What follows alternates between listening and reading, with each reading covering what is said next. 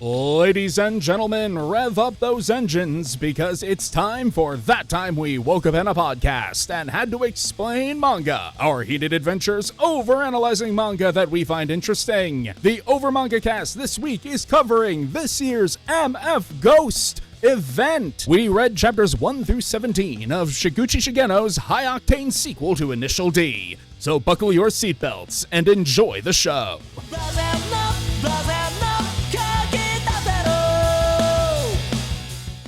Hello folks and welcome back to the Over Manga Cast. My name is Sam, and as always here at the top of the show, I've been lied to. You guys said Initial D. No, we said the car racing manga by Shuichi Shinego or whatever it is. You know, the car racing one. The guy. The man. We specifically gave you such a vague description, it could have been any one of 3 manga. But at the same time, the soundtrack fits, regardless. Indeed. Well, turns out sequel to Initial D, fine, whatever, I'll take it. But yes, as always here at the top of the show, we talk about our familiarity with what we read this week. I am the consummate Initial D fan of the podcast, but I had not read MF Ghost before.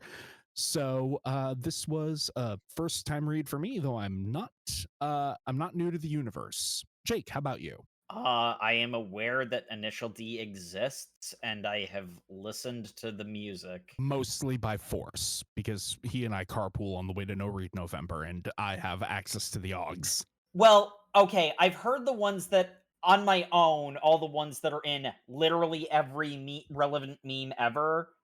All the other ones I have heard by force via carpooling.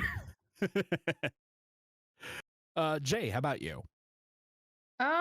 Familiar with Initial D and, of course, the accompanying music. It is vibes, just all around. Yeah, that is the extent of my familiarity. I have not read this particular piece.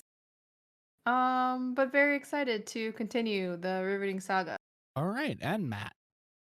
I'm pretty sure I've listened to Operation Doomsday in its entirety. All right. Just for the record, this is MF Ghost, not MF Doom, but close enough. Oh, I'm gonna have very little to discuss then. And this is why we'll never get, and this is why we'll never get my preferred April Fool's episode. It's okay, Matt. I also kept thinking the same thing whenever the title came up.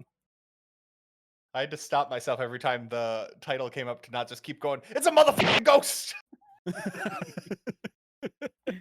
But we open up with the Shiguchi Shigeno classic of just some racings happening.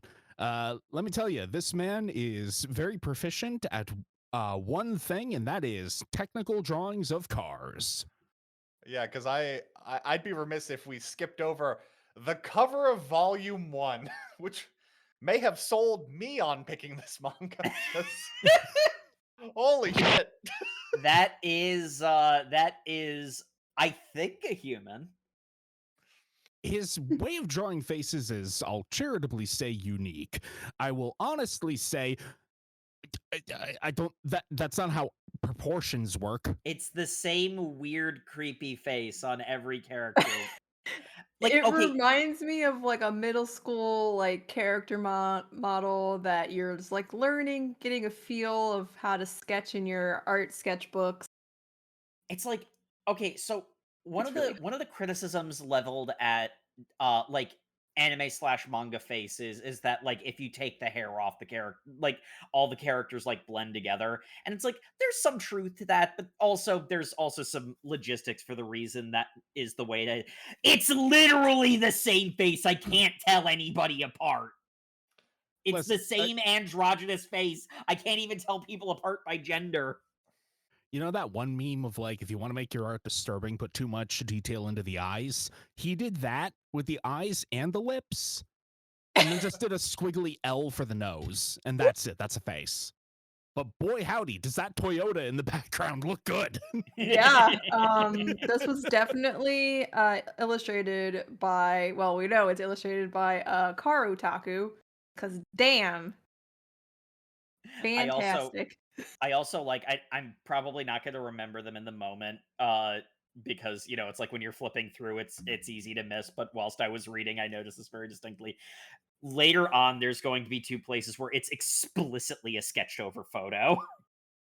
Oh, it happens a lot. Yeah. There were two places where it was aggressively obvious and it stood out. I don't think I'm going to remember to bring them up later, so I'm just mentioning it now. It was very funny. Obviously, Jacob, you don't appreciate art. Oh. So our story opens with not our protagonist, but one of the more prominent side characters establishing his most important character quality, which is that he's very he places a lot of personal pride on his driving skill, and he's really, really, really horny for this one pit babe. As you do. Yeah, Ugh. that's why they're I there, quite literally. half So, of his personality is really charming. yeah. The Yeah, other half, like not so much. yeah. Honestly, I really like the like when the countdown is being done for like his turn in the race because it's a time trial race. You know, like I really like the focus in his eyes and the I'm hungry as hell. I'm gonna earn money. You know, I'm gonna win this race. Like, you know, that aspect of his character is really well done, and it's like you know, it's like the way that Yeah. the world sets this up, you kind of have to be a little bit crazy to like get in this, you know, in this business.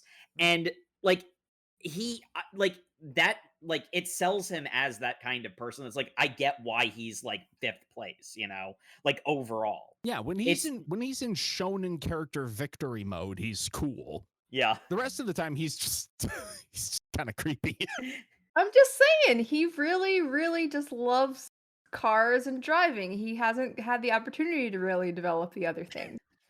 Look, he does everything fast, and that includes speed running relationships. He's just like, I already want to marry this girl I met at first sight. Yep. He hasn't even met her yet. He saw her through his windshield. Yep. Well, I'm ready That's for how marriage. you know. That's how you know. Oh. I mean, not for nothing. It's one of those ones where it's like we're kind of overemphasizing it. He is far from the worst offender when it comes to this sort of characterization, and there's some sort of Yeah. unfortunate things that he doesn't know about that makes it worse that we'll get into later. But he doesn't know about that, so it doesn't really tarnish his character yet. Yes, thank you. Very important distinction here. There is so much worse than him, and honestly, he was generally funny, and I liked him. I still think that the MFG Angels outfit is quite something. They're just wearing underwear and a tank and a crop top. So the crop top's not the problem because pit babes do wear crop tops, No, and Oh yeah, no, bikinis that's all the perfectly time. appropriate. Bog standard. Yeah, They're not like, wearing anything below that crop top. the Yeah, crop top completely fine on like a racetrack where it's gonna get really hot. Like, but like I'm imagining, so like Like put bikini on booty bottoms, shorts or essentially. something. I mean, those might be like hot pants.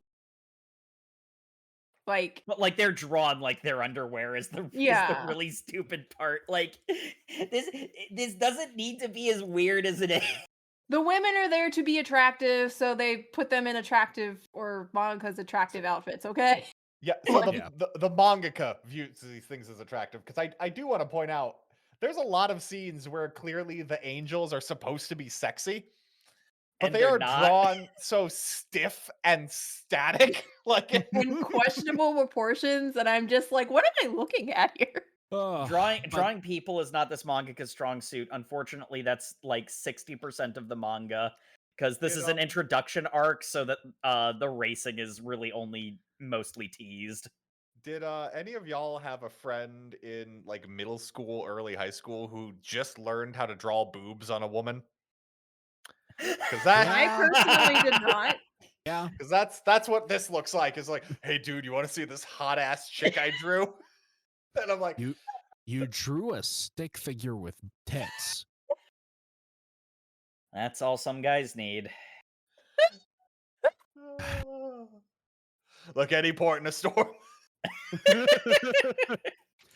But you know, after our not at all the main character Shun Aiba gets on the track, we are given some more world building information about the MF Ghost race. Through the convenient exposition of college kids yapping about it on the subway, how it works is they've got a whole bunch of racers, and because it's a time trial race, over the course of a week, they send people out to run this track, and whoever's in the top 15 moves on to the championship. And because this is the year 2020X, electric vehicles have taken over the world, and combustion engines exist only for motorsport. Yeah, and I think 2020X is when Dr. Light created Mega Man X and sealed him in that capsule. I think that's how the lore works. Something Proto Man reference. Which, of course, happens 20 years after 2000X. Yeah, where the original Mega Man takes place. exactly. Which is something Proto Man reference. Insane to me that you would decide I should limit this to a series of 10 years in the future. Well, the reason why okay, so, far be it for me to step in the minds of other creators, but like I'm pretty sure the reason why this is done is this could be our future in an unknown number of years. It never is. Yeah. Hey, Cyberpunk 2077 is at least. It's semi-accurate, yeah. Yeah, but they give an actual year. Fair. It's 2077. It's in the name. I do like the drones that they have to follow the race cars. I mean, that's reasonable. This, I think, was published in 2018, so yeah, there are drones. Yeah, and the course is basically like empty dead road because we get some absolutely freaking wild lore later about a volcano erupting and spewing toxic gas over a huge chunk of Japan. I'm Mount so Fuji blew up.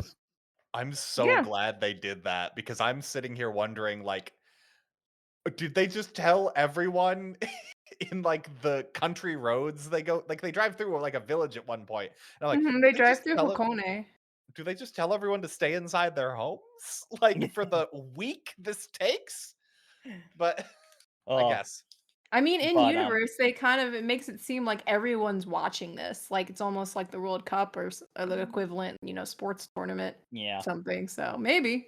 Well, as the announcer says later, we've got 30 million subscribers to our MFG stream. Yeah, but the town that is part of the track is, I think, if I recall correctly, it's abandoned during this time of the year. The world building is there to justify the existence of the race, so it's not delved into that deeply. I just find it hilarious that your excuse for why we could do this is because a volcano blew up Japan. And now there's it's constantly emitting toxic gas, so no one can live there. That part of the race is just insane. It really jumped a level in what's going on in the world. Yep. Please, main Initial D fan on this podcast, please tell me at some point during Initial D, they are racing on Mount Fuji and we get to see that eruption. Alas, not. That would be so cool, though. And the explosion somehow gives a backwind that increases and makes them go faster. I would not be surprised if that happened, but Initial D happens about 30 to 40 years too early. We need a midquel. What I'm hearing is we need a midquel to have a race on Mount Fuji when it explodes. So anyway, we get not main character striking out with MFG Angel number 7. Just walks up to her like, "Hey baby, you're so hot, let's bone." I mean, whoa. He is more polite. He's like, I just want to be like, start being friends. I just want to get her name. Okay. I just know her as Angel number 7. What's your name? I find you very attractive. And she's like, you're straight. Who the hell are you? No. I am not interested by. Because I mean, like, honestly, his initial approach to her is fine. It's the fact that he keeps persisting after her very fair response is the Yeah, it's also, like it's mildly cringy, but not like the worst I've ever seen. It's entirely reasonable. I love his like he compares her to his car and then he's like, "Wait, that was cringe. Let's start over." Yes, poor man. I Yeah. Which mean, is like that's you're so trying to get a guy to have the confidence to ask someone out in person, not like social media, and he's really put himself out there Th- and can't There's even a get her s- name. there's a strong dash of the worst she can say is no. Oh wait, no, it can be much worse. Like because if we weren't like allowed to see her inner monologue, I'd be like, yeah, he came off a little creepy in this interaction. It's that she internalizes this as I can't believe he would view me as attractive. Oh, true love doesn't come at first sight. It's only after you get to know a person. Anyone who falls in love with someone at the first time they see them is truly just deluding themselves into thinking that's how the world works. Wait, Okay. there's someone who's going to be living with my family? Okay, for one, girl, your work uniform is a crop top and panties. Yeah. And like Yeah. the other thing that's kind of sad about this is like obviously like the joke is that it's like, "Hello, I want to marry you." But it's like he is also like uh like I am completely smitten, so I'd like to get to know you to see if that my smittenness will like remain and we can be a Yes. proper like Yes, he like approaches her for the better he approaches her very reasonably yeah. considering. Because it is a funny joke to like refer to him very disparagingly. Again, he is so not that bad.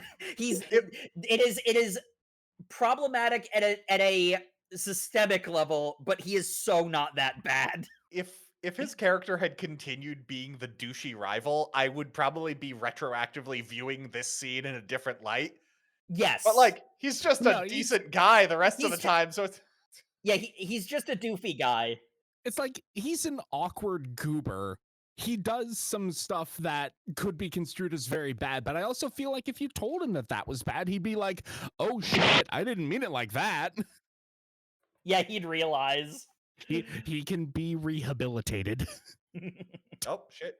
So anyway, we then get Our actual main character. our actual main character coming home from wherever she was because couldn't possibly be the same character. They have the same Definitely face, not. but everyone has the same face.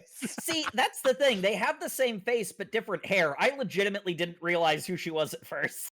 It Yeah, took I me a mean, while. I had to go back and forth between the panels because I'm like, she did something. She had to do something with her hair. I don't know if it's a wig because it looks I'm pretty lighter. The sure it's a shading's different. wig because It- the hair is a Yeah. different color. It must be a Yeah. wig, but that also means she's like dyeing or like applying prosthetic eyebrows as well. Like Yeah. I just, yeah, no clue. I figured out who she was like before they really started hinting at it, but it's easy to because everybody has same face. It's easy to not catch that. yeah, I don't think it's supposed to be a secret because it immediately transitions to her and she says, "I'm walking home from work." But like, Yeah. as we've said, the art style in this is just hilarious. Like I don't. I think hilarious is the best way to describe it because it is simultaneously good and bad, but honestly, the bad kind of feels like it's on purpose. I love I love how many panels we get of just the head of someone looking off to the left indescriptly as they monologue in their head because God forbid I don't want to draw the entire body of these people. These people aren't cars. I love how she's like walking home and she's talking to her friend and it's like, "Oh, hey, make sure to send me a picture of the new foreigner that's going to be living with you. Let me know if he's hot." It's like, wow, my friend is such a shallow person. I would never be the kind of girl that would fall for somebody immediately for looks, walks in house, sees pro tag, holy shit, he's a smoke show. I'm immediately wet. Yeah. I'm gonna have to take your word for it, honey, because I frankly don't see it. He looks like a male version of her, by which I mean a male body with her head. This is This is like the equivalent of like an old Mickey Mouse cartoon where Mickey Mouse is coming on screen. He sees an identical version of him wearing a hat and a skirt and just goes, "That is the most attractive woman I have seen in my entire life." Also, just to drop kayfabe for a little bit, dear listeners, we did the whole thing about how, like, I thought this was Initial D, blah, blah, blah, blah, blah. When we were first looking for something to read, Matt found the synopsis and learned that the main character's name is Kanata Rivington, half Japanese, half British racing prodigy. Yes, that is emphasized so many times. That was so goddamn funny that that's what initially drew us to this manga.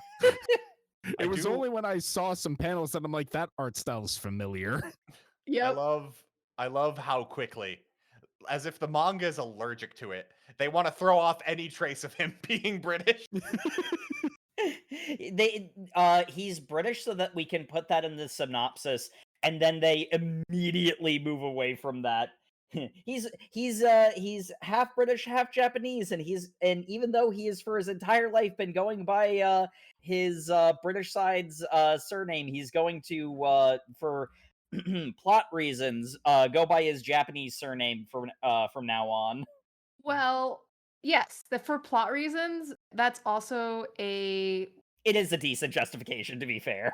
it is a decent justification, and I've heard of, international families actually doing that, especially with a very stringent, I think it's a registry thing in Japan where he would be registered potentially. I don't know. We haven't gotten that far, and under his father's name in Japan.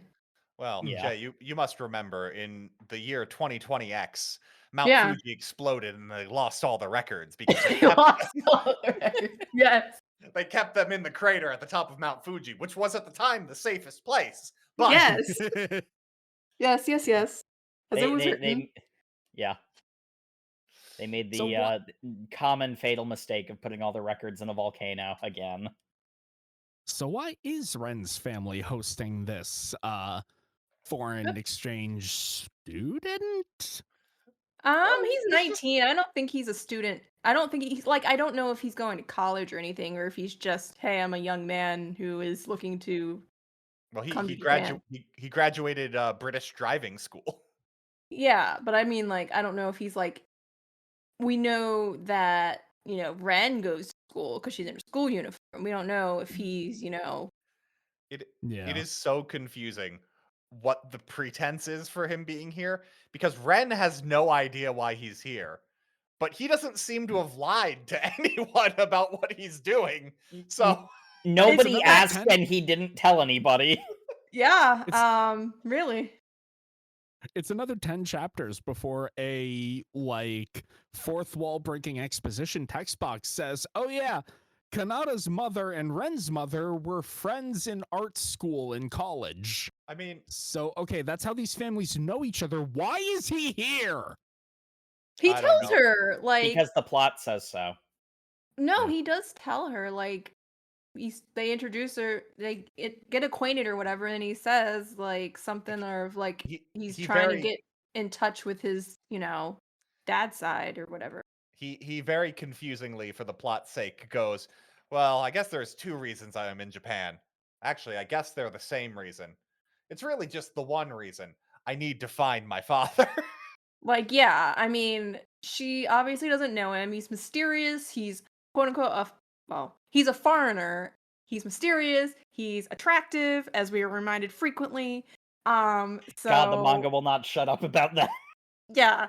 So, he has all the makings of a protagonist, and for all intents and purposes, he's here. He's only been here for like a couple days. So that's enough of an explanation for why you're in Japan. We're getting to know each other. You're trying to find your dad, all that stuff. Cool. I'm also a little confused because he's half Japanese, Hmm. but he has the darkest hair of any character we interact with. But when you see the cover, he's supposed to have like chestnut brown. He's not a So car.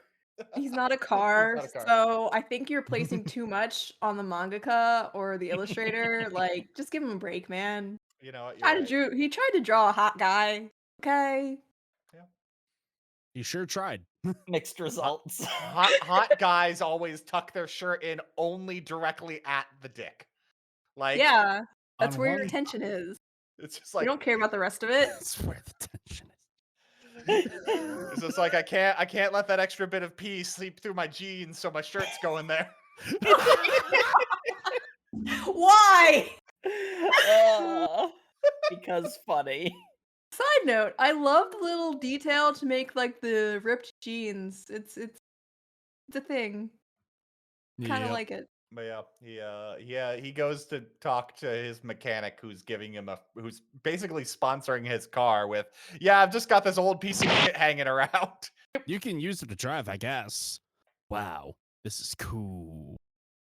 It is, by all technicalities, a vehicle. Oh yeah, I should let's go for a walk on the beach and I'll tell you about the one rule of MF Ghost. You see, it's basically a no holds barred kind of thing, but the one rule for the vehicles is that you need to have a 1-to-1 weight to grip ratio for your tires. Okay? So that's really cool. The organizer's some kind of genius for doing that. Meanwhile, main character understands. Sure, you say that main character, but like, it's just kind of a pain in the ass for everybody because it's like, the freaking tires, dude, they're important. Main character's just like, I understand the puzzle box you have set forward, brilliant navigator. Meanwhile, I'm reading this going like, so all the cars have no advantage when it comes to drifting. So clearly you should just be the best at drifting to be the best at racing. Oh, I see. This is initial D. We're not going to say that explicitly until like chapter 10. And you know, for all the piss that we're taking, I do like how this manga paces stuff because after chapter 1, we have a very breezy section where, you know, we kind of weave together all the different subplots, like, you know, Kanata and Ren hanging out and him trying to hunt down, you know, information about his father. We have Ogata, the mechanic, talking with him about the technicalities of the race, and that's all like in. And we also have Shun being a creep. I'm not asking for identifying information. I just want her full name and age. He calls the MF Ghost headquarters like, hey, why isn't this one specific angel have her name posted on the website? Because she opted out of that. Yeah. So, but you can tell me, right? Because I'm like a top 10, I'm a top 5 contender. No. Dude, that's harassment, like legit. I mean, yes. Come on, man. But Do a bro is solid. No. And that's why we have a stalker problem. This is very poor timing. If you know, you know. So, I mean, yeah, but can we also acknowledge how it's kind of weird that she wants this job and didn't fill out her profile when, like, what we find out about the Angels is they're effectively just, like, idols. Like, yeah, and everyone else has actually given their names. Yeah, I mean, like, again, he's so not the worst of this by so many millions of miles. I would say and this is a she genuine also is part of the fumble. problem too. This is like a genuine fumble, not malicious being creepy, Yeah. I think. Exactly, yeah. I genuinely don't know why because the manga needs to happen. Why does Ren have this job? Like, because she's a high school kid and she needs money. Like, what? No, she doesn't. Her parents have a mansion and are just like Hosting allowing a us foreigner. hosting a foreigner for no reason. Like, they have expendable income. And Well, also, why this job?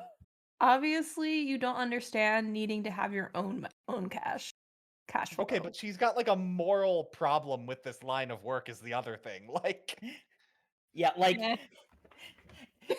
just like he is not the worst in his category, she also has problems, but also not the worst in her category either. Well, I'm sure it plays into her character development why she chose this job. It would certainly have to for any of this to make sense. It honestly, the reason, like, it comes off as quirky and funny for the most part, like, even if it is, you know, kind of creepy. So I think it operates as intended because, you know, of the way that the character dynamic works. It's also interesting to me.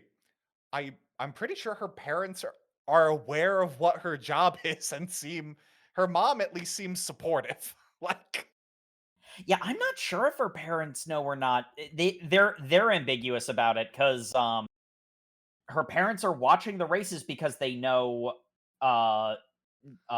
know the main character is involved in this.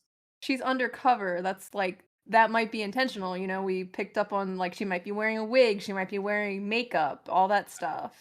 I mean, but she's surprised someone wouldn't notice her and her parents would notice her. Like, I don't. Yeah, I don't it's weird. It is weird. There's a It's lot of weird, I think, is the inconsistencies. big thing. It's not about racing, so it doesn't matter. Yeah. So Anyway, all of chapter that, 2, they go on a date. yeah, all of that is I interspersed with introducing like new racers that will be rivals eventually, I'm sure. Mhm. Yes. Ugh. But yeah. And all of their cars, the specifically modified ones. Introduced before the people driving them because we know where our priorities lie. But we need to have any basic semblance of plot, so this is when we get Kanata's whole thing about how he's trying to track down his dad. He then proceeds to show a picture of his dad and his mom dating while in college. And this picture looks fucking identical to him and Ren, except the woman is blonde because everyone has the same goddamn face, except their eyes are smaller because they're older. Well, yeah. Obviously, that's how you denote age is making their eyes just bigger and bigger because yeah. The line between the top and the bottom of their eyes shrinks with age. And he's Mm. like, I want to find where this photo was taken. Mhm. And she's like, well, this town doesn't change too much, so I'm sure we'll be able to find it if we go on a totally random scattershot of totally not dates to various romantic looking locations. Dude, she has the perfect cover because think about She it. does. She has the Because perfect cover. he is brand new to Japan. He's never been to Japan before. So I mean, it would be as like a host situation to take him out and like to see stuff.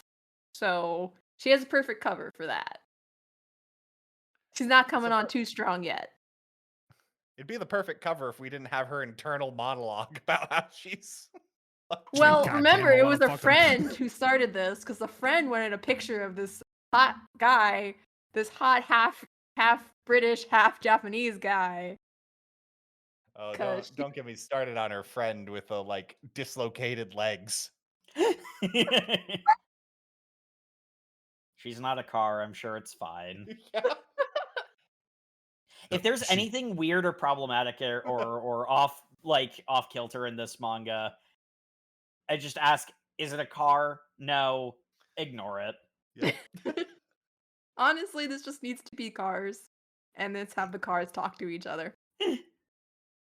Streamline the whole process. But anyway, they go on their little investigative date. They don't really find anything because we're not having the plot resolved in chapter 2. Also, I'm not sure how finding he mostly wants like the spiritual connection to find where this photo is connected. That's not actually going to help him find his dad. Because as we've Yeah. established, the mom of his host family was friends with his mom. So reasonably seems to know his dad and like comments that he's a douchebag who abandoned his child. So Well, I mean, it's implied because, you know, his dad, I guess, stayed in Japan and his mom took him back to the UK. So it's like, I don't know if any other details are going to be forthcoming, but I mean, that's a pretty douchey thing to do. Okay, so what I think is going on here, and this is one of those ones where it's not the cars, so don't care about it. I'm probably reading too much into this. But my guess as to what's actually going on is that something to do probably with the MF Ghost race, just so that it's tied into the actual plot. Something happened that pulled the dad away from the family, and the mom went back to the UK. From an outside perspective, it looks like the dad abandoned the family, and that's why Ren's mom doesn't like sees him as a deadbeat who abandoned them, but there's some context that pulled him away. It's probably got something to do with the 100%. cars, because Yeah. otherwise, why is it Yeah. in this manga? Like, And why does then he have a passion for racing? Why do you go to this prestigious racing school? What, spurred that passion, that interest? Yeah, I mean, Yeah. that's kind of and obvious. like Babby's first foreshadowing when he says he's got 2 goals. Well, no, only 1 goal. The 2 goals are winning the MF Ghost like circuit, In order to which draw is his how father he out, intends yeah. to find his father, which is Mhm. that's why it's 1 goal. Yeah. And obviously, his mom didn't actually die of protagonist mom disease. She had to have a special surgery that implanted her soul into the engine of an old car so that he's Wait. driving the titular MF Ghost. Wait a minute, hold on. The mother-father ghost, if you would. Matt, you're making this way better than it needs to be. I would read that mecha. I was expecting you to go into a different direction where it's like it turns out that like the main character's like grandfather on one side poisoned the mom for the main character's political career or something.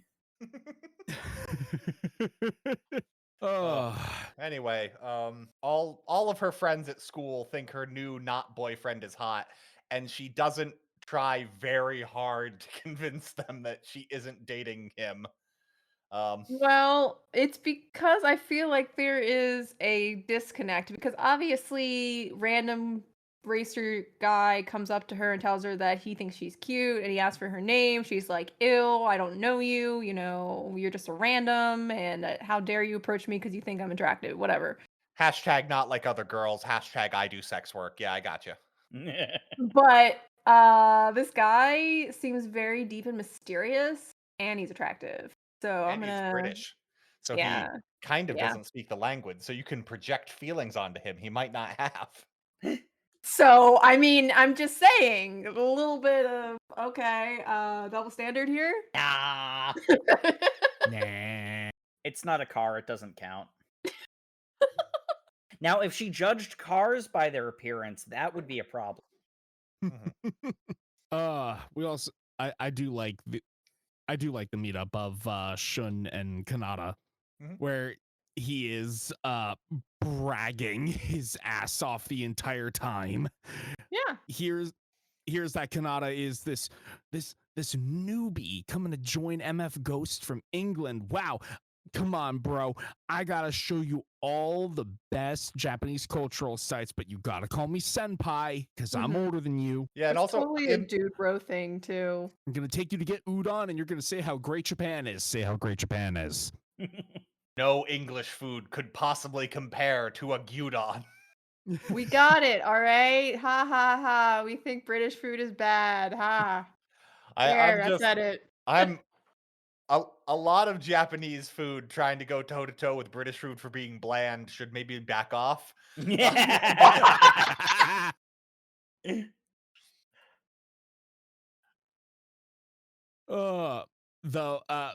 Of the various interspersed introductions of different racers, only one matters for our current arc, which is the most German man ever, Michael Beckenbauer, age 20. Does he really is matter?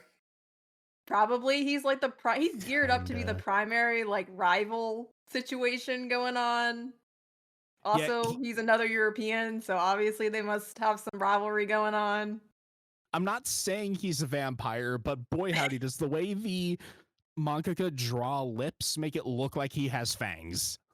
I see it. I see the Castlevania. Maybe like Is he a vampire European? all Europeans are vampires. We know this. His racing moniker is the Stuttgart Slaughterer. Yep. Yeah.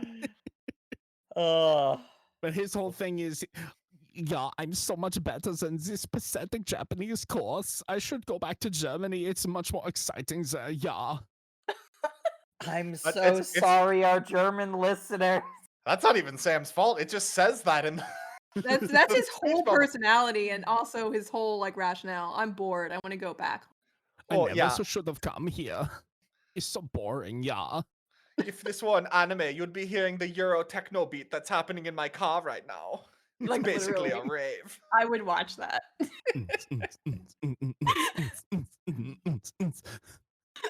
God, we have like literally 14 consistent German listeners. I'm so sorry. I'm sorry, our German listeners. Prove me wrong. I'm sorry.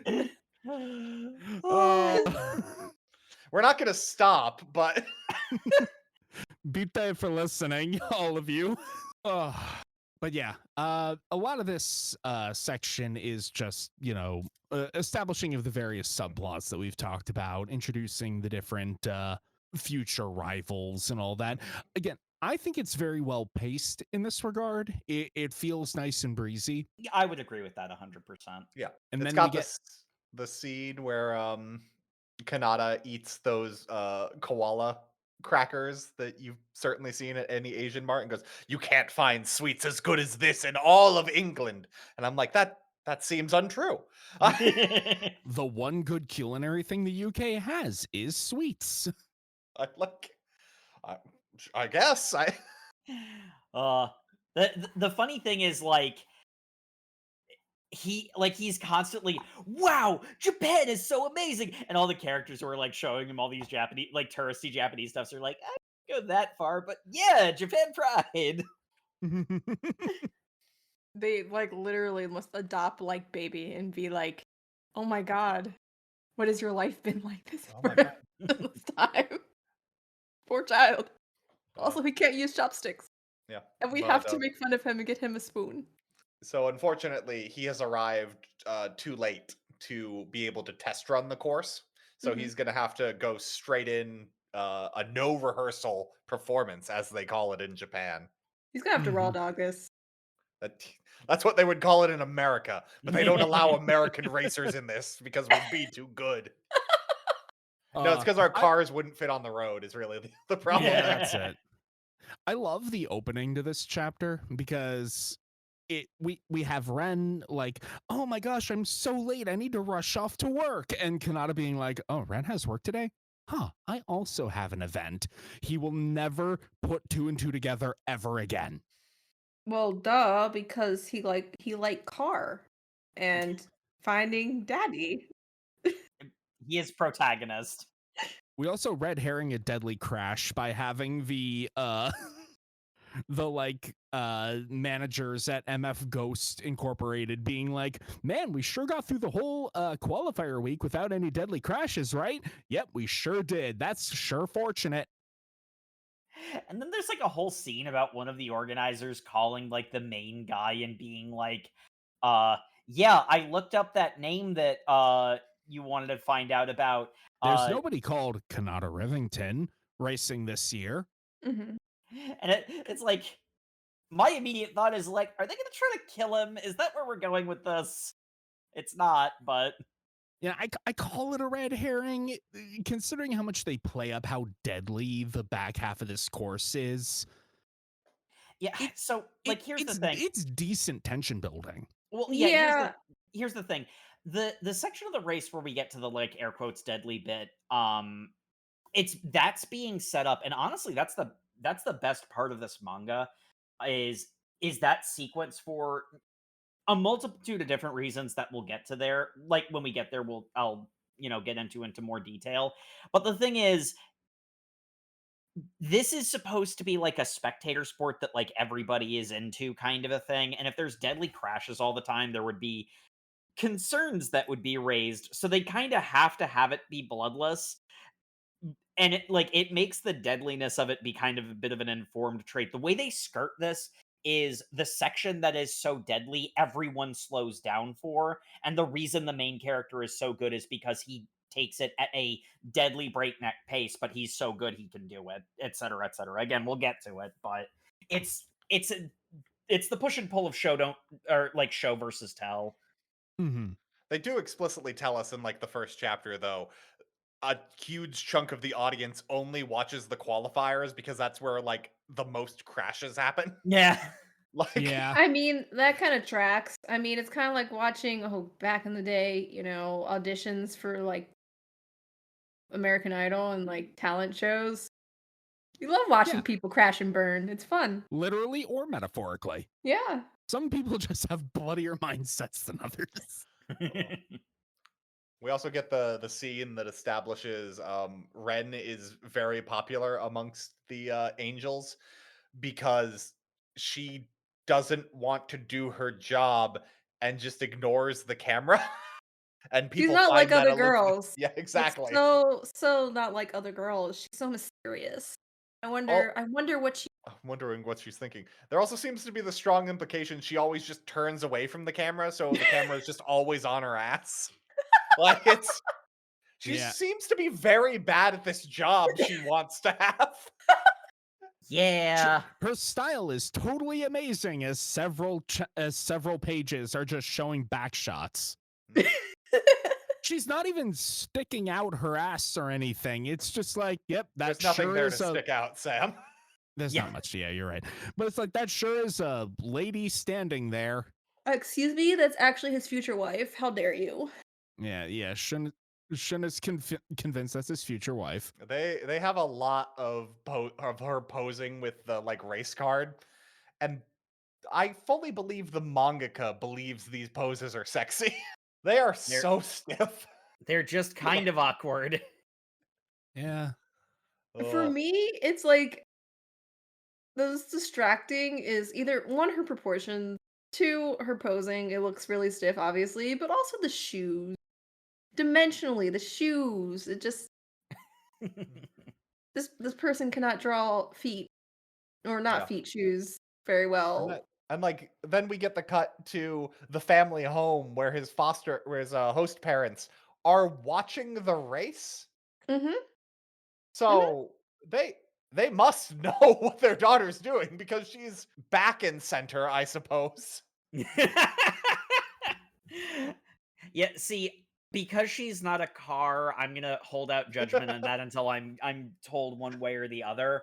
Because cars don't all have the same face. Yeah, fair. But yeah, I They're guess the ones who pieced together that he entered under his dad's name, and they're just like, well, that makes sense.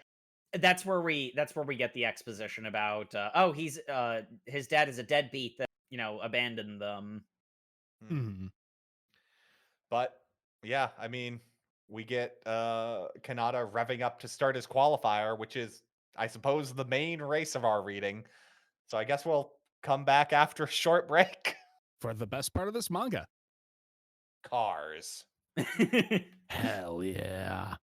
Insert Eurobeat remix of Blossom Up right here. Oh my god, that would We sound have so that? hard. I wish.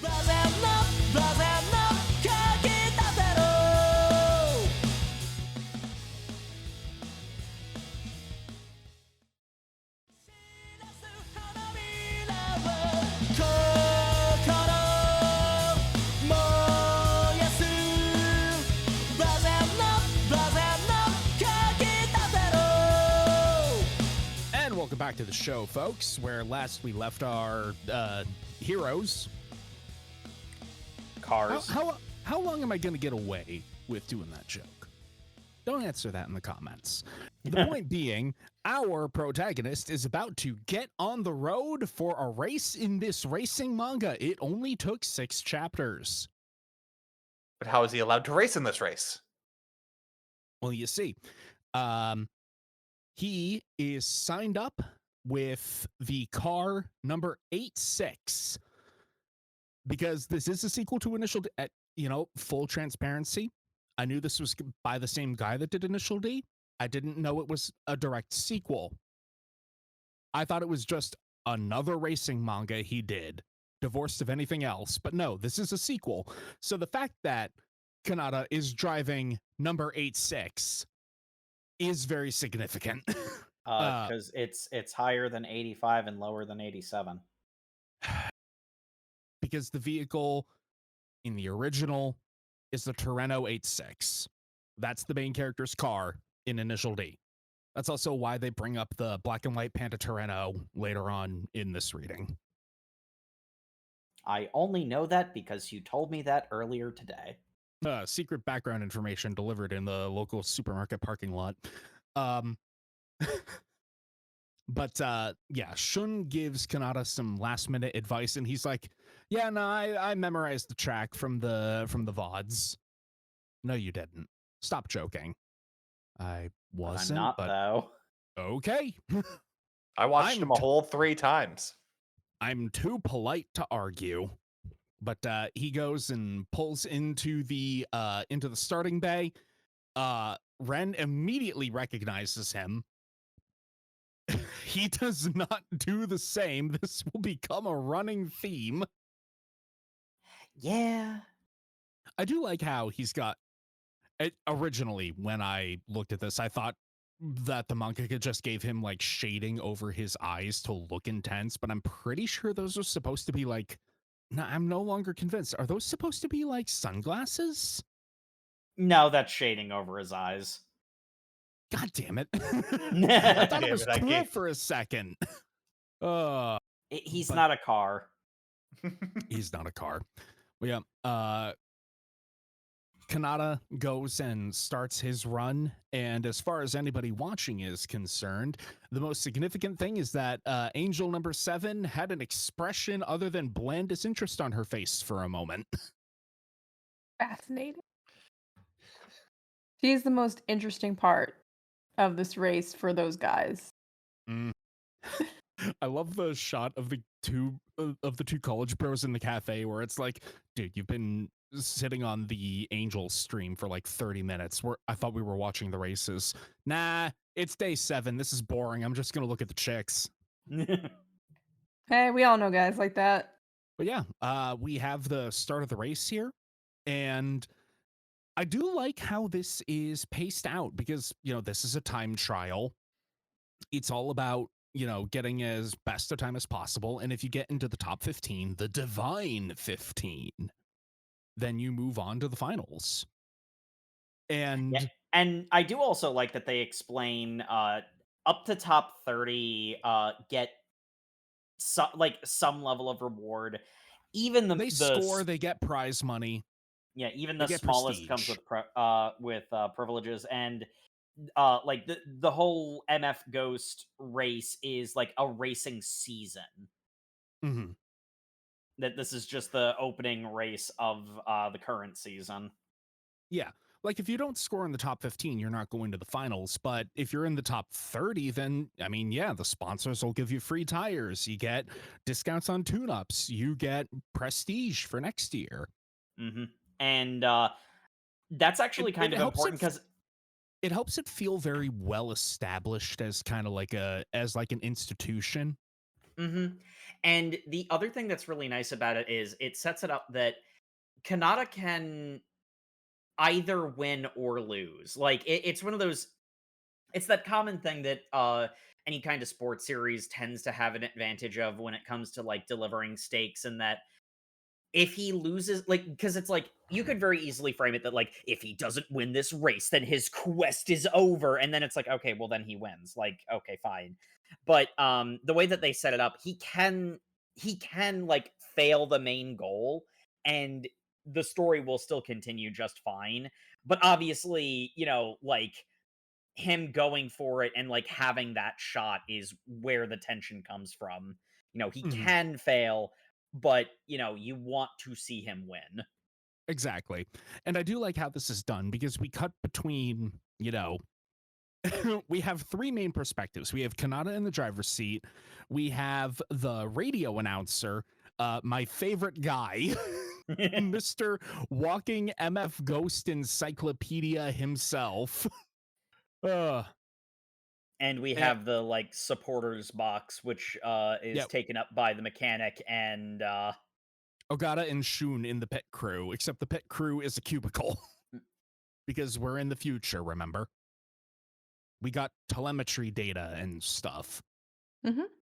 But even while, you know, the 8-6 is struggling in Sector 1 because, you know, it doesn't have a ton of power. It's not, this is a rich man's game. He doesn't have one of those Lambos or Mitsubishis or Benzes or whatever. He's just in a Toyota. Despite the fact that he's struggling, he is still climbing through the top 100, and the pit crew is like, this has to be a glitch, right? There's no way. There's no way he's already at number 54. No, okay, no, he's at number 53. Okay, well, something's happening here.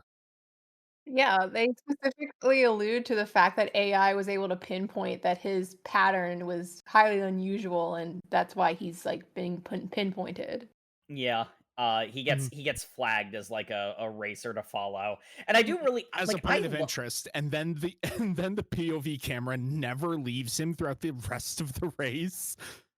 And yeah, I love how that's lampooned by the corporate officials, where he's like, yeah, no, this guy is great. He's fantastic main character material. Our other contestants are gonna whine so much. but the audience would whine more if we don't do this.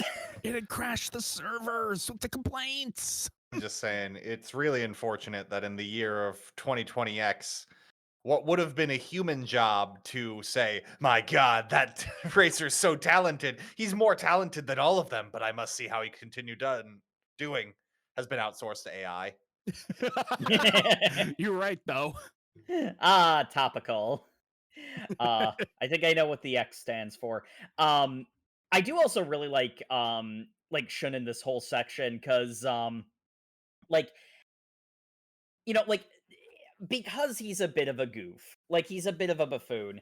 It's kind of easy to forget that he's not just top 15. He's not even top 10. He's top 5. He is one of Mhm. the best racers in this competition, and he has this whole bit of like being like, "Hey, Kanata, listen, you're not gonna like, you're kind of gonna get creamed here, but hey, you have a chance to really show people what you're made of. So here's some tips. Here's what you got to do." And like the transition of him being like, "Okay, he's gonna struggle because he's never done this before. He's like done a bunch of like track racing, but he's never done like a practical like road race. Um, so it's like we gotta ease him into it kind of thing, transitioning into him being like, God damn it, you're making me believe in you. I hate that you're making me believe in you. One of the best Yeah, moments, I honestly. really like that too. And it's even kind of highlighted at one point where Ogata's like, wait, is this mild-mannered kid really this much of like a hellhound on the racetrack? And Shun's like, I mean, yeah, haven't you ever felt like a different man behind the wheel? I mean, I've been off the track for a while, but y- I guess you're right. Yeah. So like these goobers get to serious up, and it doesn't feel out of character. And like going beat by beat, honestly, is probably not the best way of doing this because let's face it, actually reading it is better. While it's not mandatory, I do recommend having some Eurobeat on in the background. It helped me a lot with enjoying it. But yeah, I really like the way that like Shun develops into and like it's like this is one of his rivals, but he's still like is like helping out and giving Kanata advice. There's a really really really funny panel where where Shun is saying, "Oh man, he's ignoring Senpai's advice. He must get punished." In a little text box noting that Shun is already in love, which is like that had kind of already certainly. It's like that had already kind of been set up. Saying the quiet part out loud, it was so fucking funny. Like, Shun, I don't want to like you, but you're so mostly likable. It's kind of hard not to. He's pretty great.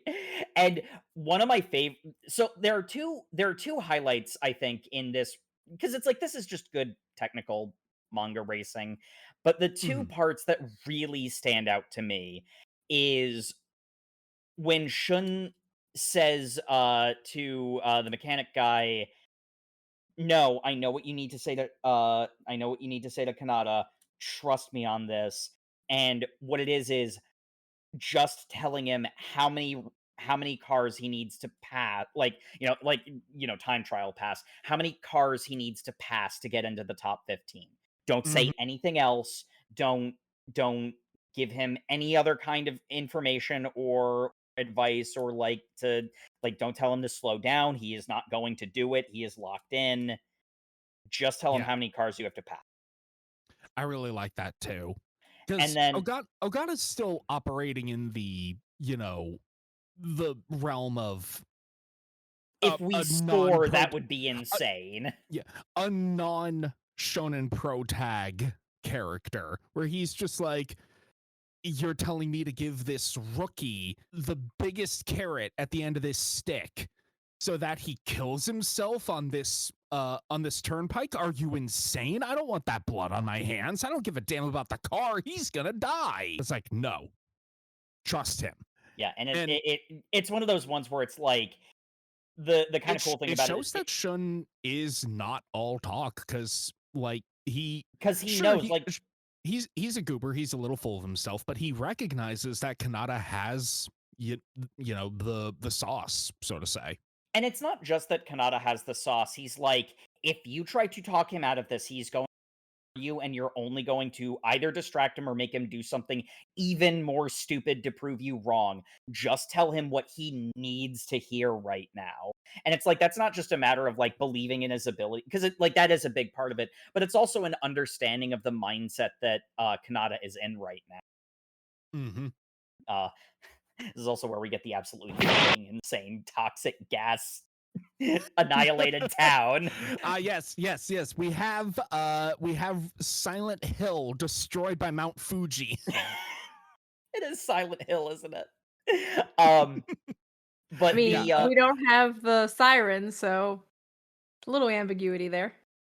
Yes. Yeah, he didn't have a deep character journey to go on yet, so he was able to get out of Silent Hill. But the other part that I really, really loved about this, because it's like, honestly, I'm not gonna lie, I think for me personally, talking about this manga has been more than actually reading it. It's not bad, and we're definitely razzing it probably more than it deserves because it's funny. But the part that, like, it's like I'm reading, I'm flipping through the pages, I'm reading. The part that really got me into it was actually the section through the town, because the driving is intercut between a number, and it's his placement in the time trial. And I like that a lot.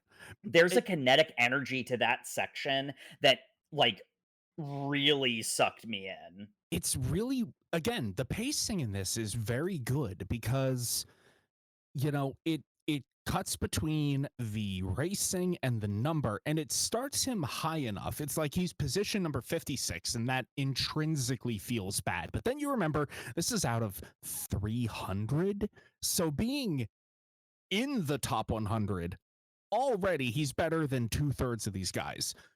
He's approaching top 50. That's really good.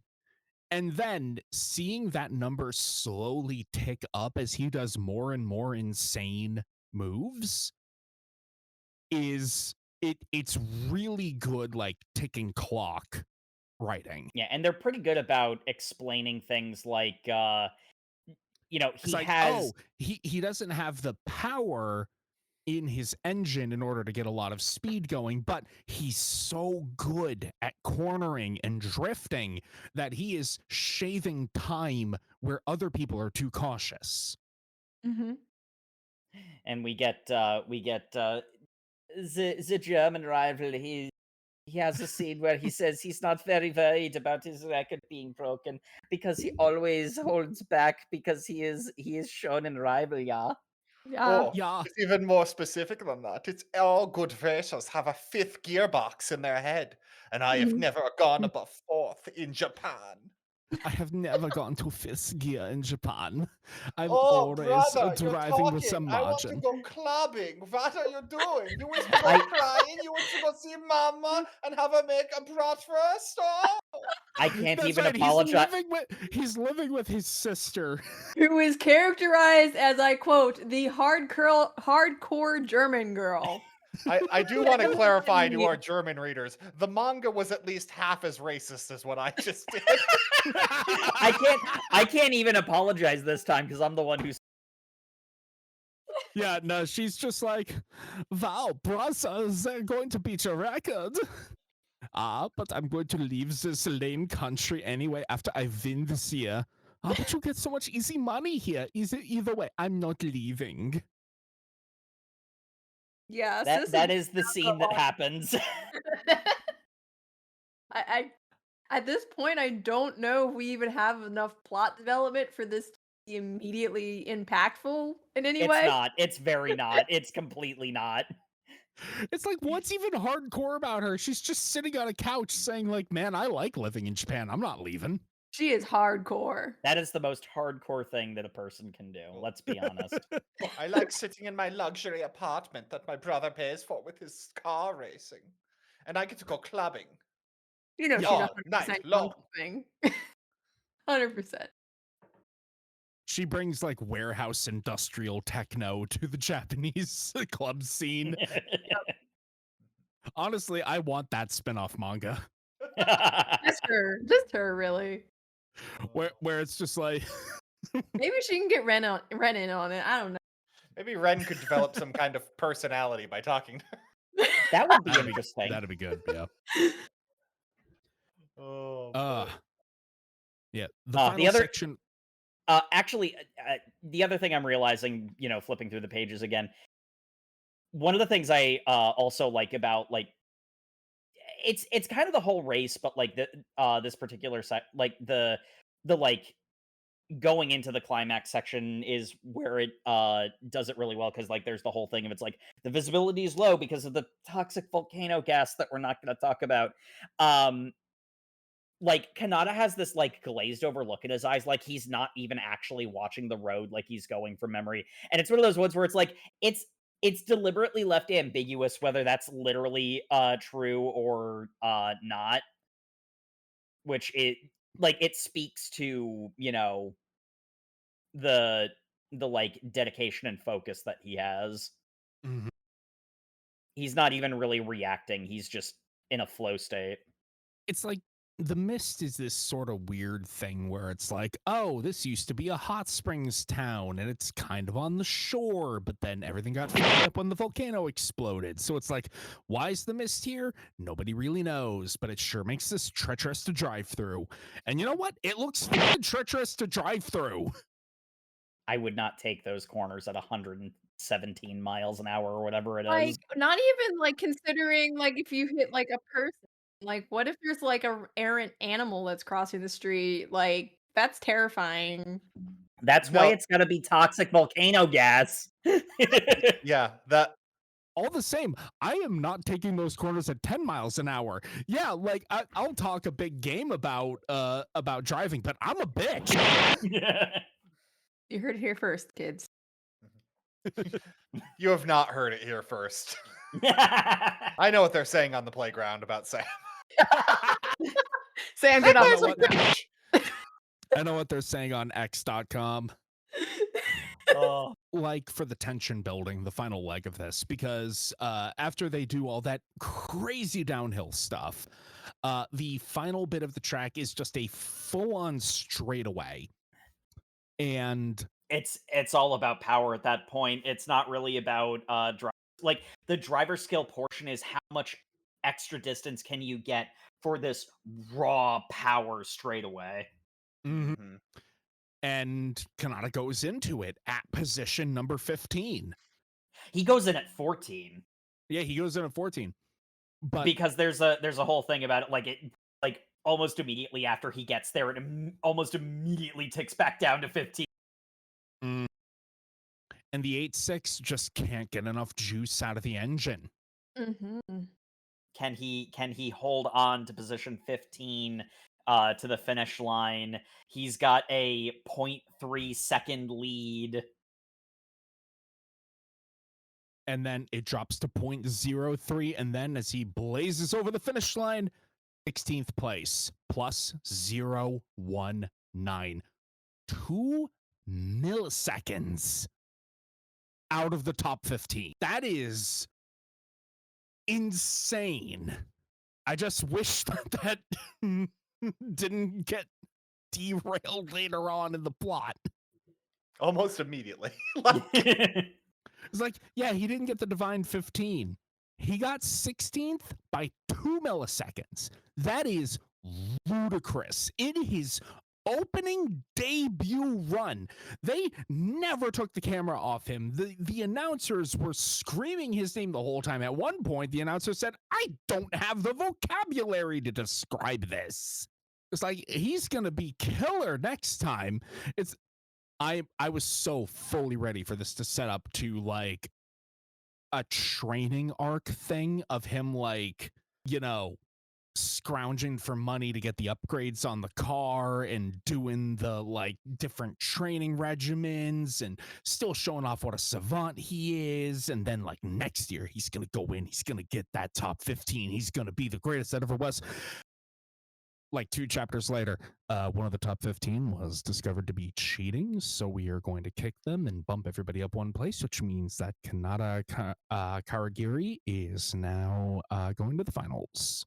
I love how that conversation happens with the CEO of the race, and he's just like, yeah, we should probably standardize the tires so people can't cheat as easily as they do. Really be simple to solve. Really is lucky for that. Why have we not already done this? It's really lucky that kid got 16th place and got bumped up because of it. Well, wow, isn't that amazing? I sure hope he hasn't been tricked into going on a romantic date with the underage daughter of his host family. Oh my God. Okay, so before any of that happens. Yeah, we got to talk about this. We have the moment I've been crashing out about since I read it. Okay. It's been highly anticipated. Let us have it. While Ogata and Shun and Kanata are all like standing around, having their debrief at the end of the race, suddenly MFG Angel number 7 is there. She looks serious. She's ignoring Shun. She walks right up to Kanata, slaps him whole across the face, and calls him a dumbass, and then runs away. In a big splash panel that does that so fabulous American comic book thing of showing the tits and ass in the same frame, even though spines don't work that way. And then she runs away. And Kanata, I will say the running away is very funny and awkward. It's very it's funny. Awkward on purpose, I guess, is the important bit. With his whole chest says, "I have no idea who that girl was. How bizarre." I am so confused right now. What do you mean you don't know who she is? Like, yeah, okay, she's wearing a wig. She's got a skimpy outfit on. She speaks. She is less than an arm's length away. I don't know. I've never seen this woman in my life. He is a protagonist. He has no brain cells. Yeah, because I don't want to say that I'd recognize a woman if she hit me in the face, but god damn it, I would. This is not a car. I don't know what this is, but it hit me. I am confused. And we have to set up the inevitable rivalry of Shun being like, "Do you know Angel number 7? No. Well, she's my girl. She's my future wife, so you have to be nice to her, even though she hit you." Okay, fine. You have to be nice to her, and you have to promise not to fall in love with her. Yeah, I'd never do that. I have no idea who this woman is. I've only been in Japan for 6 days. I don't talk to anyone. And the first thing she did was slap me. Why would I ever fall in love with a girl like that? And I'm just sitting there. Yes, we know you have a type, stamping my feet like. Some people pay extra for that. He is so magnificently no thoughts, head empty. I kind of believe him. I don't think Red is going to have a very good job, or do a very good job of ingratiating herself to Kanata in that way. Yeah. Or maybe I'm just hopeful. I don't know. But yeah, they go out for delicious Japanese food of grilled meat, which you could never possibly get in England. We never eat pig intestine in England. Don't ask about haggis. That's a Sam. No. I know haggis is sheep. No, that's not it. That's not the problem. It's not England. All right, that's Scotland. You're right. It's not the UK. Or it is the UK. It is the UK. It is not but England. It's not England. You know what? I fully I admit my mistake, and I am now waiting for Highlander to chop my head off. Oh, that's a very, very highly honored way to go out. I was gonna say, if only we could all be so lucky. Yeah. In any Yeah, event, if I don't show up in any future episodes, it's because a Scotsman killed me for that transgression. Yeah. We know it's been written into your contract. But yeah, the big thing that changes from 15th to 16th place is uh a there's like a big, prize money bump, but also at this point, via sponsorships, they can get whatever upgrade parts that they need for the car, which means that power issue that he had is now a solvable problem. And then I think they just go on a date. He gets tricked into going on a date, which is it's really kind of gross at a certain point of like she keeps tricking him into couples photographs. Yeah. Don't There's even understand. a It's his moment first where time in Japan. It's his first time in Japan. You gotta Yeah, live it so up a little someone bit. should force themselves on you as your girlfriend without your consent. I mean, yeah, obviously he doesn't know any better. Maybe all girls are kind of like this. I don't know. These Japanese people are so nice, and he does say that like several times. Yeah. there's even a moment where a middle-aged woman is like, "Oh wow, you two are so cute. Can I take your photo? You make such a good couple." And We're not actually a couple, Kanata tries to say, and Ren cuts him off. don't sweat the details. She starts throwing sand at him when he says, "I don't think we're dating." Oh Yeah, my they're on the God. beach. Is this what is this what they call cute, playful stuff? This man has never been on a date in his life. I'm gonna need some pocket sand to get away from this now. That's and Be fortunately careful, that's that's 180-second cooldown. oh no. Fortunately, that's about all that's left. There's setting up future rivals, but really it's just now we I look d- to the future, the finals.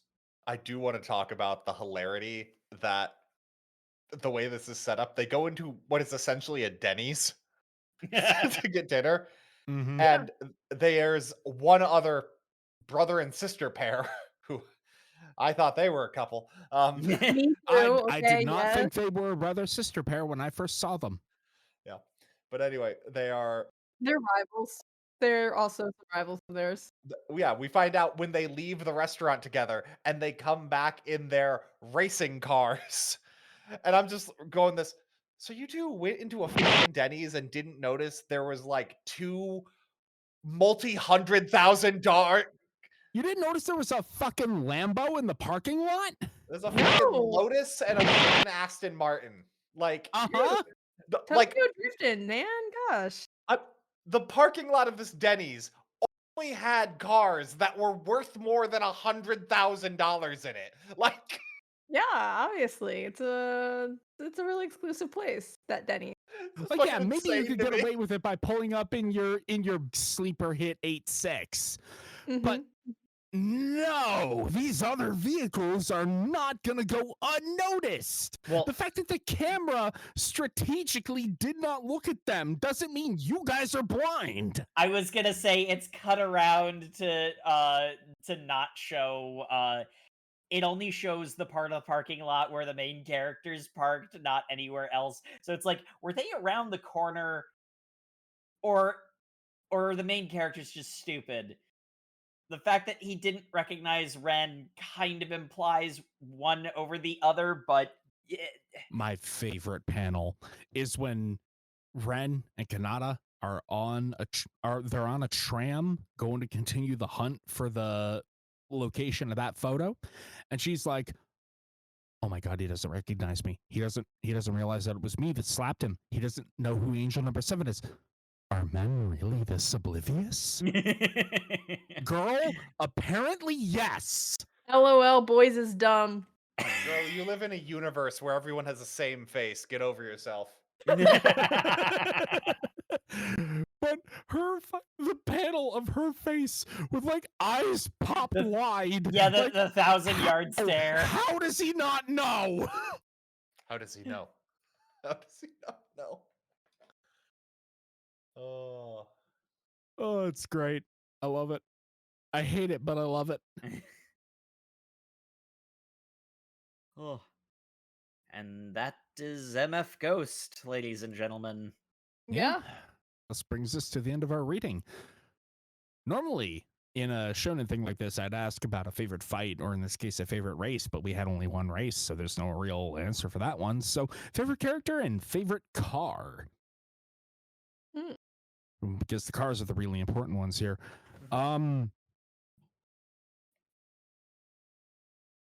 You know, as much as I didn't like him, Shun was the most interesting one. So I'd say he ties with Kanata for my favorite character. And as for my favorite car, I think Mr. Beckenbauer, Mr. Stuttgart Slaughterer, his Cayman, I do like his car. Because the whole thing with him is it's like, he can't possibly win with this shrimpy little, like low power model from this famous line. And then he's like, yeah, I win anyway. I do just like the way his car looks. Jake, how about you? Honestly, I'll say Shun's favorite character, just no caveats. It is weird and creepy that he keeps seeking out someone who has told him back off, but like he's honestly genuinely consistently charming. And honestly, the person he's pursuing is problematic in her own right. So we're gonna Why say does the it's manga leer at this 17-year-old so much? we're not gonna talk about that either. But yeah, no, Shun was a very funny character, and like his jokes pretty consistently landed. Um, so I'd say Shun's my favorite character. He made me genuinely laugh and just have a good time with it. And he's also an interesting character. Like one of the things that's kind of fun about him is like because he's such a goober, it's so easy to forget how good he is. But like he's going to be a boss at some point, and that's kind of neat. Uh, to have a character that is like this, source of like assistance and like comfort is at some point going to be one of the toughest rivals. Fun bit of opportunity for storytelling. Indeed. Favorite car. Matt, you said one of the people at the end had an Aston Martin. Yes, I believe. I'm gonna go with that one because there's another racing Aston thing that I will always root for. Of course, you So turned this into an Uma Musume reference. Oh, I'm sorry. It's an Alfa Never- Romero. My bad. okay, never mind. I don't care about any of the cars then. There's no Shelby Cobra. So I mean, jokes aside, I don't care about cars. I really don't. They mostly looked cool. It's fine. I couldn't tell any of them apart, so without labels. So I'm the least gearhead person I know, but I'm the most gearhead person on this podcast. How's that? Matt, please prove me wrong. I'm sorry, bud. I'm gonna go with the White Lotus. Because the fact it was parked in a Denny's is very funny. Yeah, just such a fucking expensive car. That is not your going around town car. That is not your going to Denny's car. I mean, if I had a White Lotus, I'd 100% take it everywhere. Gotta get your money's worth. I mean, really. You know what? There are two kinds of people.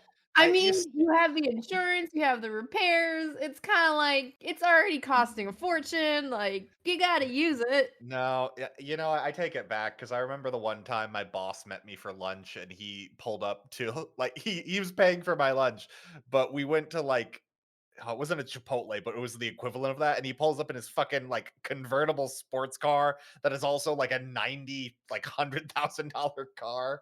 And I'm like, this is I guess this makes Sure. the $15 burrito bowl worth it, I suppose.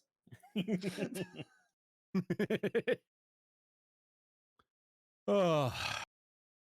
But how about a favorite character for you, Matt? I actually really do like uh Breckenbauer.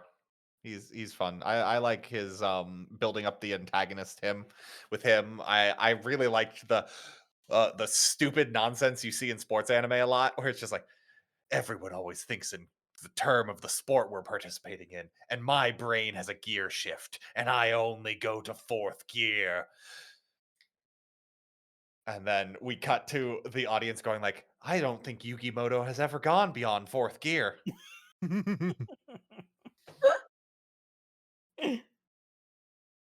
Yeah, Ugh. good choice. Jay, how about you? Favorite character, favorite vehicle? That was kind of a hard choice because I also appreciate Beckenbauer, but I would have to say I kind of like Ren. Oh. All right. Yeah, yeah. As for cars, I do not know muscle cars nearly well enough. I thought they all looked cool. Indeed, they do. I don't know if any of these qualify as muscle cars, I'm gonna be honest. That just illustrates the point further. So, would you continue reading? I don't think I'd continue reading, but I'd definitely pick up the anime at this point. Just like it shows it knows how to pace a story and do a good racing segment. So, yeah, give me a hype animated segment with that. I'll watch that any day of the week. Reading, give or take. How about you, Jay? You know what? Probably same. I mean, honestly, already very highly invested in like the world and the concept. I honestly feel that yeah, this, pacing this plot line with some banger, music, yeah, I'd be down for that. Reading it, you know my opinion, the art is distracting. And for me as a reader, it detracts, but I had to admit, the writing was very strong, very engaging. So I did enjoy what I read. All right, Matt, how about you? I'm torn because normally I am the sports anime stan, and this is objectively like car racing is a sport. No, Yes. no ifs, ands, or buts. Yeah, it's motorsport. Yeah. Holy shit, is the art bad?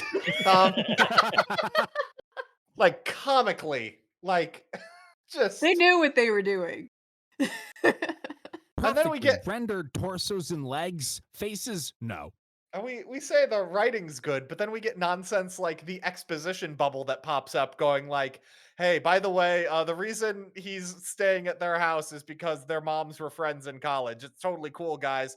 Or the other like, my God, he's so good at racing, but how could he possibly have memorized all of this? All of those turns would be impossible to memorize. Exposition box pops up. Don't worry about it. I'll talk about it later. Oh, I hate it. Okay, so that one personally set me off. You know, it's okay. like we didn't really talk about the exposition boxes. Most of them were relatively innocuous, but every now and again it would kind of like step over the fourth wall, and that was the most egregious one of all. That pissed me off. Oh, yes. I too have zero patience for when a character does something outside the explicitly stated things in universe. If a character ever does anything outside the explicitly stated things in universe, then clearly the author made an unintentional mistake, and this is a tarnished work of art, and I will drop it immediately. Oh, People who think like that exist, but they are weak, and their bloodlines should not prosper. It has. It's not where I was expecting you to go with that, but I don't disagree. Yeah, no, it's that strong defending Doug Walker Mm. tier of it feels insecure, and I would have been fine with it until you Yep. It's like I've it's like, how long do you think I've been reading shonen manga? I have seen a person say it's impossible that Protag could do that more times than, like, then are I countable. don't know, name a common thing, more times than the sun has rose. Anyway, I think we got off topic for a second there, Matt. Yeah, I would not continue reading is the over under on this. It's the long and short. The art was not good, and I know some you guys have been saying you liked the story. I thought the story was okay, and then we get shit like that. Also, I'm just gonna call it now. I'm gonna call my shot on this. There is not gonna be a satisfying resolution to what's up with his dad. Probably. I I think would the only agree with way it that could be assessment. halfway satisfying is if you paid more attention to the drama of Initial D than you should have. It's like, yeah, I've consumed a lot of Initial D. I've not consumed a lot of the plot. Let's be fair. We're not there for the interpersonal drama. We're there for the toog. We're there for the racing. So, yeah. Anyway, this brings us to the end of our show. Thank you, everybody, once again for tuning into the Over Manga Cast. Sam? What? Forgetting someone? Who am I forgetting? You did the would you continue reading out of order, Sam? Did I forget you, Jake? You did. Okay. Jacob, would you continue reading? Yeah, so no, I would not continue reading. Honestly, it's not my vibe, and there were, like I said, the part where they had that, like the countdown of like him moving up in place, that really engaged me. And then there was the rest of the manga. And it's like another aspect of it is, like, not to say that Jay is wrong for focusing as much on the art as she does.